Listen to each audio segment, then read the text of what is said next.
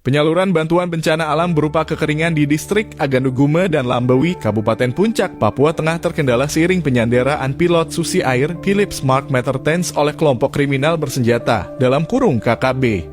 Bupati Puncak Willem Wandik menyatakan penyaluran bantuan di dua distrik itu tidak dapat dilakukan dengan perjalanan udara karena situasi yang tidak kondusif. Bandara di Aganugume itu kami sudah bangun dan sudah aspal. Kami harus bawa bantuan itu sampai di Aganugume, tapi karena beberapa waktu terakhir hingga dampak daripada pilot yang ditangkap di Nugama berdampak sampai di Aganugume. Dan ada juga pesawat yang masuk terjadi penembakan dan ini membuat pilot dan maskapai trauma dengan hal itu, ujarnya Sabtu 22 Juli 2023. Pihaknya pun mendirikan posko utama bantuan di distrik Sinak. Melalui tim terpadu pencegahan bencana yang telah dibentuk, bantuan akan dibawa oleh sejumlah anak muda dengan berjalan kaki selama 1 hari. Bantuan yang sudah turun di Sinak semua akan disalurkan.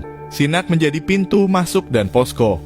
Untuk lokasinya dari Sinak jika anak muda dapat berjalan kaki selama 1 hari atau 2 hari bagi orang tua.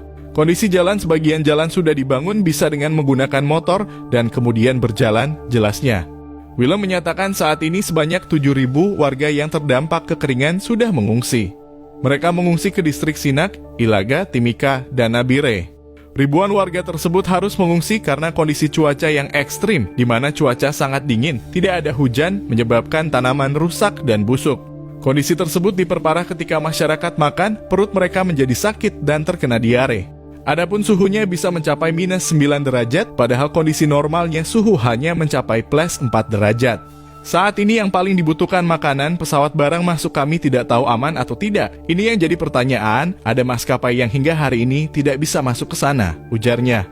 Diketahui bencana kekeringan mengguncang beberapa wilayah di Kabupaten Puncak, Provinsi Papua Tengah selama 3 bulan terakhir, Sabtu 22 Juli 2023. Distrik Aganugume dan Lambewi daerah yang sudah ditetapkan jadi bencana tetap jadi setiap tahun di Mei hingga Agustus sering terjadi kemarau, terangnya.